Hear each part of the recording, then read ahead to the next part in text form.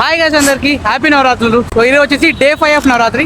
And నేను వచ్చేసాను Katta Maisamma Mahalakshmi temple Begumpet దగ్గర.